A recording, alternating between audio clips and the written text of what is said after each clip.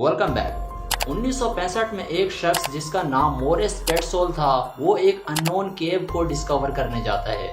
दोस्तों, इस अननोन केव की एक्सप्लोरिंग के दौरान उस शख्स की मौत हो जाती है। इस हादसे के 44 साल के बाद एक मेडिकल स्टूडेंट जिसका नाम जॉन जम्स था, उसने इसी केव को डिस्कवर करने का सोचा और एक्सप्लोरिंग के दौरान वो भी मौत का शिकार हो गया। मेडिकल स्टूडेंट जॉन जम्स की मौत एक पतले से जगह में इमर्शन वाली पोजीशन में फंसे रहने की वजह से हुई। जॉन जम्स और पहले वाले केवर दोनों की मौत की वजह सेम ही है। इन्होंने सबसे पहले अपने सर को आगे रखा और अपने सर को आगे रखते हुए इन्होंने मूव ऑन किया, जिसकी वजह से इनके लिए रिटर्न होना मुश्किल हो गया और एक ही जगह में काफी लंबे समय तक फंसे रहने की वजह से दोनों की मौत हो गई। कैन यू इमेजिन कि अगर कोई इंसान अपने पैर को पहले रखे किसी भी अननोन केव में जाने के लिए तो क्या होगा। आज हम इसी तरह से केव की एक्सप्लोरिंग करने वाले शख्स के बारे में जानेंगे, जिनका नाम है ऑस्कार हैकेट न्यूएलमास। एक 20 साल शख्स जिसने अपने पैर को आगे रखते हुए केव की एक्सप्लोरिंग शुरू की और इसके रिस्पॉन्स में जो हुआ वो अनएक्सपेक्टेड था। न्यूएलमास की जर्नी वहीं खत्म हो गई थी जब ये एक ऐसे जगह पर फंस गए जहाँ पर ये अपने फीट्स को मूव भी नहीं करा सकते थे, लेकिन स्टिल इस शख्स ने लंबे समय तक सरवाइव किया। हर गुजरते घंटे के साथ रेस्क्यू टीम ने अपनी एफर्ट्स को बढ़ा दिया कि वो न्यूएलमास को बचा लें, लेकिन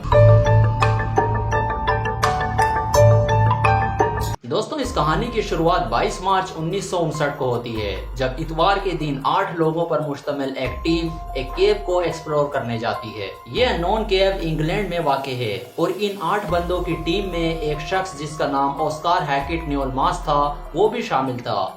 ऑस्कार हैकेट न्यूएलमास ऑक्सफोर्ड यूनिवर्सिटी में एक फिलोसफी का स्टूडेंट था और न्यूएलमास अपनी पैशन की वजह से काफी ज्यादा मशहूर था एक्सप्लोरिंग में। दोस्तों, इन 8 को ब्रिटिश कैबिंग एसोसिएशन की जानिब से भेजा गया था इस केव को एक्सप्लोर करने के लिए। इन 8 बंदों पर मुश्तमिल इस टीम का गोल था इस केव को डिस्कवर करना, जो कि अपने स्टार्टिंग पॉइंट से लेकर हाफ माइल तक फैला हुआ था। इस केव की लंबाई हाफ माइल थी और इसी के साथ इसकी डेप्थ 1000 फीट थी, यानी कि 304 मीटर। दोस्तों, इस केव की गहराई 1000 फीट होने की वजह से इसको डिस्कवर करना काफी ज्यादा मुश्किल था और इस केव में सबसे ज्यादा चैलेंजिंग प्लेस इस केव के स्टार्टिंग में ही थी, जिसे मकी डक सेक्शन कहते हैं।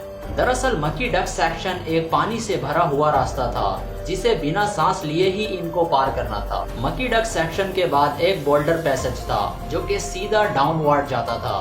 बोल्डर पैसेज के बाद आती है अपर गैलरी, एक ऐसी प्लेस जहां पे कोई भी इंसान इजीली मूव कर सकता है।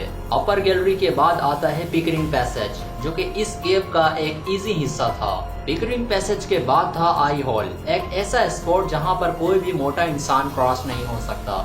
दोस्तों, आई होल में सिर्फ इतनी ही जगह थी कि बमुश्किल एक इंसान क्रॉस हो जाए, वो भी कोई पतला इंसान। आई होल वाली जगह को कामयाबी से पार करने के बाद आता है one of the most decorated chamber, जिसे कहते हैं स्टैलेग्माइट चैम्बर। दोस्तों, इस स्टैलेग्माइट चैम्बर को न्यूएलमास की ट्रेजेडी हो जाने के बाद से मास चैम्बर कहा जाने लगा। न्यूएलमास स्टैलेग्माइट चैम्बर के बारे में काफी कुछ जानता था और ये तमाम इंफॉर्मेशन उसके पास लेटेस्ट डिस्कवरी की वजह से आई थी। दोस्तों, ये कोई मामूली केव की डिस्कवरी नहीं थी, बल्कि 1000 फीट गहरी केव की डिस्कवरी थी, जिसे कवर करने के लिए एक सिग्निफिकेंट एनर्जी की जरूरत थी। दोस्तों, केव के एक्सप्लोरिंग के कुछ देर के बाद डिजिग्नेटेड चैम्बर में पहुंच जाने के बाद उन्होंने वहां पर नेचुरल ब्यूटी को देखा और कुछ आवर्स के बाद ही उन्होंने नेक्स्ट जगह पर मूव ऑन किया। उनके डिजिग्नेटेड प्लेस से आगे कोई नहीं गया था और इस ग्रुप की यही सबसे बड़ी गलती थी कि इन्होंने और ज्यादा आगे जाने का सोचा और न्यूएलमास को इसके लिए रेडी किया।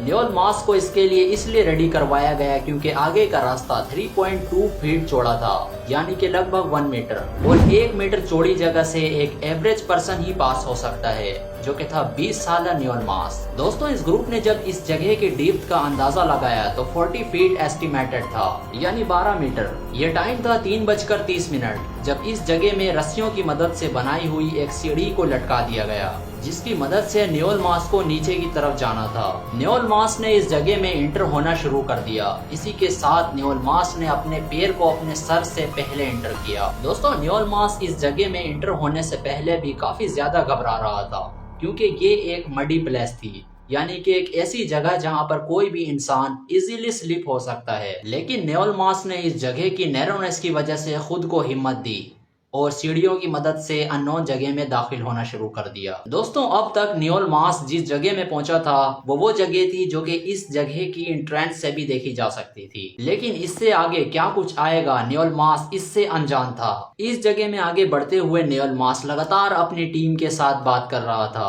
और उन्हें पल पल की जानकारी दे रहा था। लेकिन अचानक